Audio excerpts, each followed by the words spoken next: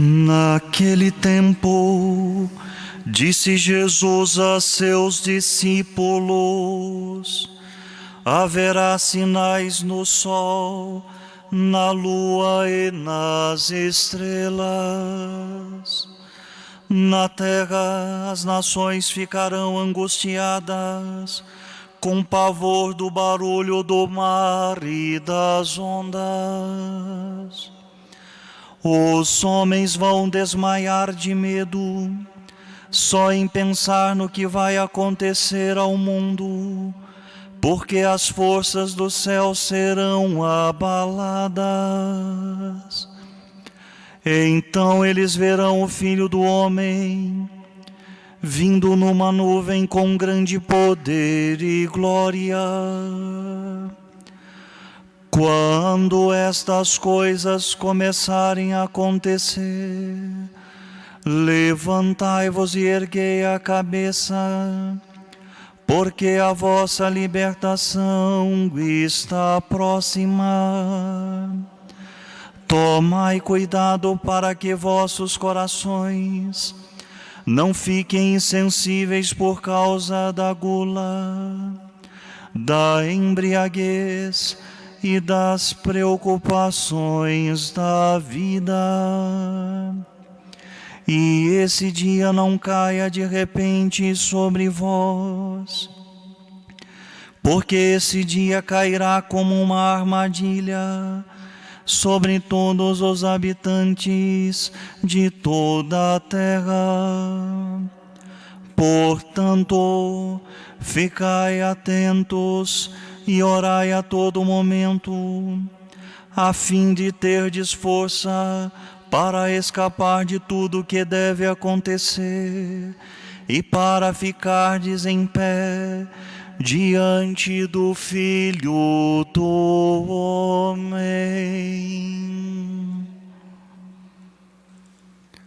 Palavra da salvação. Glória a vós, Senhor. Queridos irmãos, queridas irmãs, hoje, ao mesmo tempo, nós iniciamos um novo tempo, um novo ano litúrgico e também o tempo do Advento. Iniciamos um novo ano litúrgico chamado Ano C, em que na maior parte dos domingos nós proclamaremos o Evangelho segundo São Lucas. E iniciamos também o tempo que nos prepara para celebrar bem o Santo Natal. O tempo do Advento tem uma dupla característica: ajuda a preparar o coração para celebrar a primeira vinda do Senhor na história, nos ajuda a preparar-nos para celebrar bem a grande solenidade do Natal. Mas enquanto nos prepara para celebrar o Natal, nos ajuda a viver a expectativa da vinda gloriosa do Senhor, que se dará no final dos tempos. Assim, nós vivemos o tempo entre a primeira vinda do Senhor na história e também a última. Mas São Bernardo nos ajuda a entender que entre a primeira e a última vinda do Senhor existem vindas intermediárias de Jesus. Constantemente Ele visita o nosso tempo, a nossa história.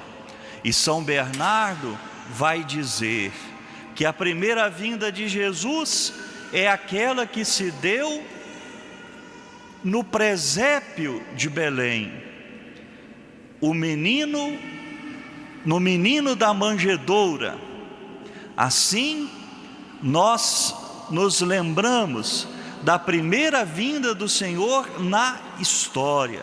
Diante do altar, colocamos as figuras principais do presépio, com a manjedoura vazia, para nos lembrar isso, né? Nós nos preparamos para celebrar o Natal, a manjedoura está vazia, aguarda, porque nos coloca para aguardar o nascimento da criança, do menino. Esta é a primeira vinda, diz São Bernardo, aquela da qual o Senhor mesmo disse, que veio para os seus e os seus não o receberam. A segunda vinda, aquela que se dará no final da história, será percebida por todos os homens, quando aquele que veio a primeira vez e foi julgado, virá para julgar os vivos e os mortos. Mas, diz São Bernardo, as vindas intermediárias do Senhor são percebidas apenas pelos eleitos, pelos escolhidos, por aqueles que o reconhecem.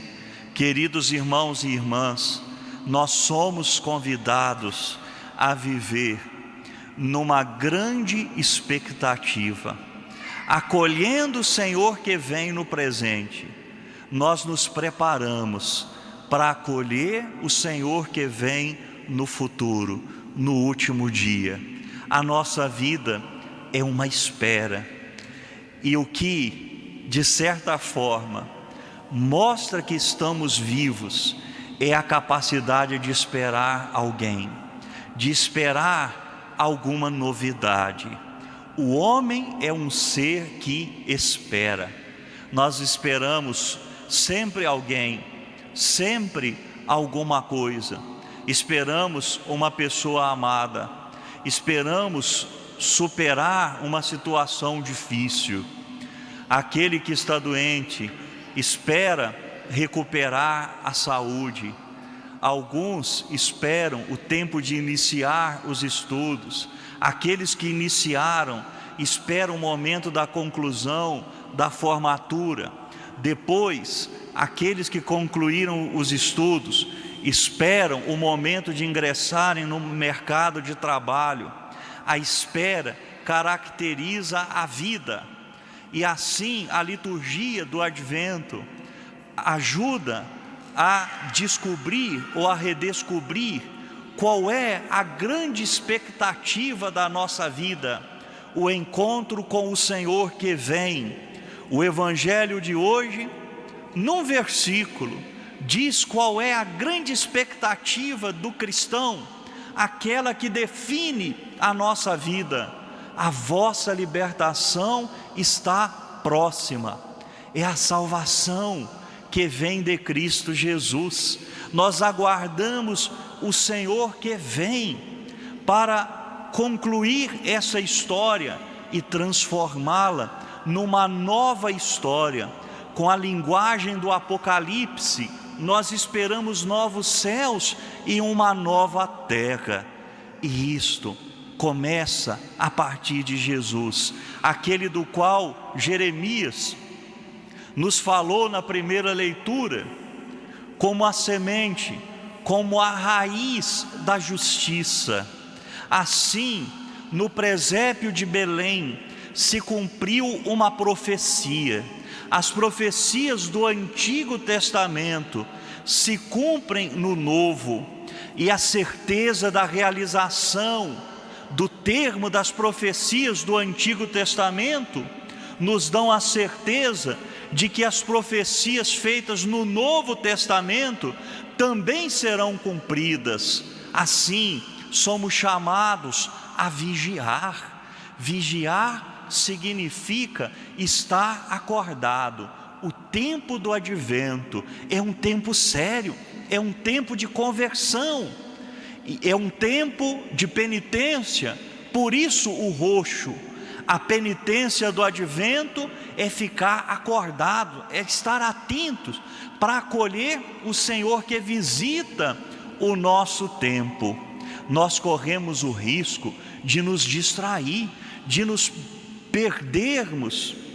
E o Senhor diz assim: cuidado, para que o coração não fique insensível, não fique pesado pela devassidão, pela gula ou pela embriaguez.